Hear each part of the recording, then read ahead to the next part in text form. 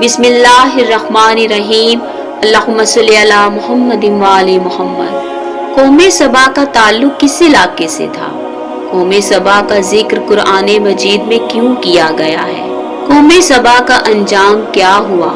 अहले सरसार की एक कौम जिसे कौम सबा भी कहा जाता है, अल्लाह ताला की बेशुमार नेमतों के अंदर जिंदगी गुजार रही थी। ये कौम एक अजीम तहजीब व तमद्दुन की मालिक थी। सबा यमन का एक इलाका है जो सनआ और हजरे मौत के दरमियान 6 मील की दूरी पर वाक़े है। इसका मरकजी शहर मारब था जिसकी आबादी का रकबा 12 मील तक फैला हुआ था। उस इलाके को सबा कहने की वजह ये थी कि इस इलाके में सबा बिन यशजब की एक शाख आबाद थी।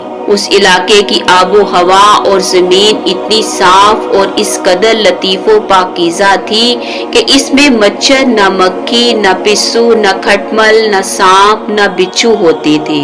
मौसम नहायत मोतदिल होता था, यानी ना ज्यादा गर्मी महसूस होती थी ना ज्यादा सर्दी का एहसास होता था। हजरत दाऊद और हजरत सुलेमान अलैहिस्सलाम की बाअज़मत हुकूमतों के बाद उनकी हुकूमत जुबाने ज़दे हासो आम थी। कौम सबा के बारे में बयान होता है कि उनका पूरा शहर 5 पहाड़ों में गिरा हुआ था, जहाँ से नहरें और चश्मे बह बह कर उनके शहरों में आते थे। इसी तरह नाले और दरिया भी उधर से आते थे। कहा जाता है कि मलका सबा ने अपने दौरे हुकूमत में उन पहाड़ों के दरमियान एक मजबूत पुश्ता बनवा दिया था, जिसकी वजह से एक दरिया हर वक्त जारी रहा करता था, जिसके दोनों जानिब बागात और खेतियां लगा दी थी।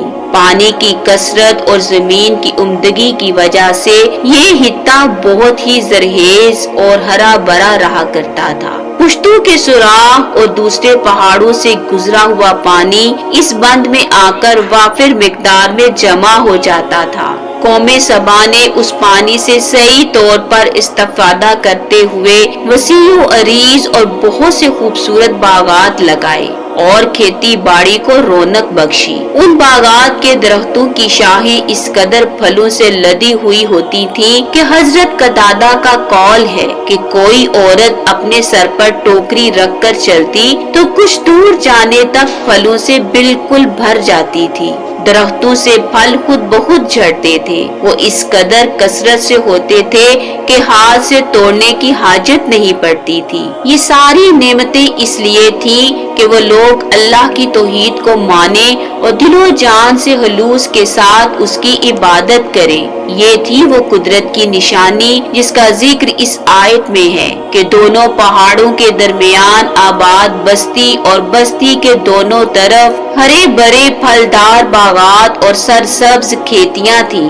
अल्लाह ने उनसे फरमा दिया था कि अपने रब की दी हुई रोजी खाओ पियो और उसके शुक्र में लगे रहो। गर्ज ये कौम बड़ी फारगुल बाली और खुशहाली में अमनो सुकून और आरामो चैन से जिंदगी बसर करती थी, मगर फिर नेमतों की कसरत और खुशहाली ने इस कौम को सरकश बना दिया। उनके दरमियान बहुत बड़ा तबकाती निजाम वजूद में आ गया। उन्होंने इन तमाम नेमतों की कद्र को ना पहचाना और खुदा को भूल गए और कुफराने नेमत में मशगूल हो गए। फख्र मुबाहात करने लगे और इख्तलाफ पैदा कर दिए। उनमें से साहिबे इक्तदार लोगों ने कमजोरों और ज़ईफों का खून चूसना शुरू कर रखा था।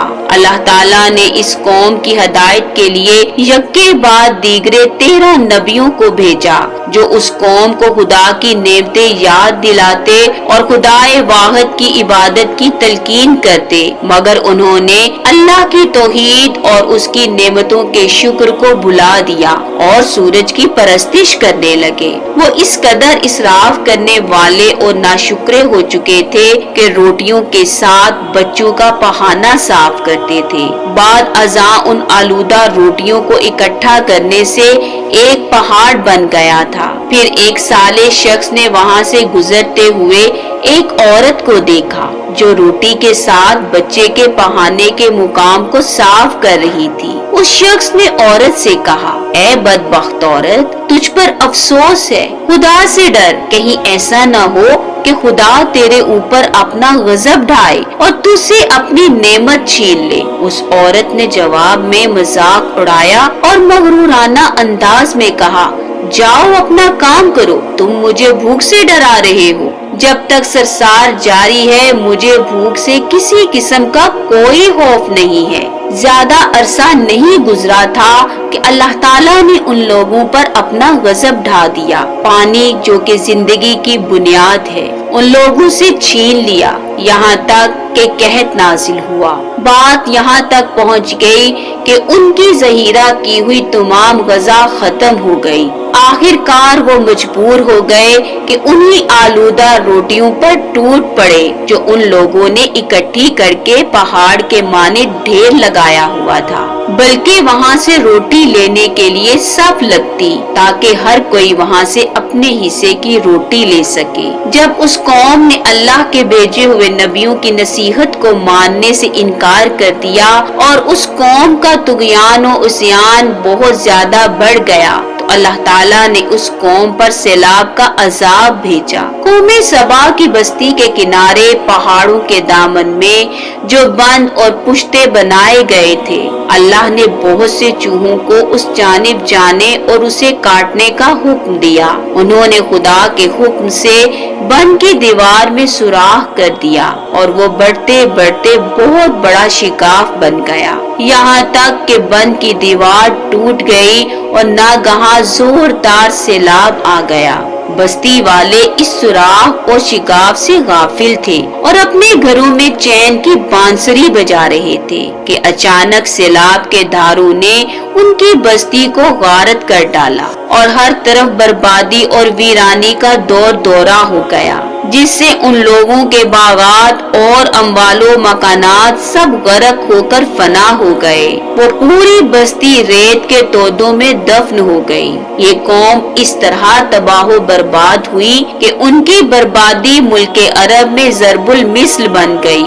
عمدہ اور لذیذ پھلوں کے باغات کی جگہ جاؤ اور جنگلی بیروں کے ہاتھ دار اور خوفناک جنگل اگ آئے اور یہ قوم عمدہ اور لذیذ پھلوں کے لیے ترس گئی۔ بالآخر ان کا نام و نشان صفحہ ہستی سے مٹ گیا۔ ہم اللہ سے اس کی اطاعت و توفیق طلب کرتے ہیں اور ہر قسم کی سرکشی اور طغیانی سے اسی کی پناہ مانگتے ہیں۔ اللہم صلی علی محمد و آل محمد۔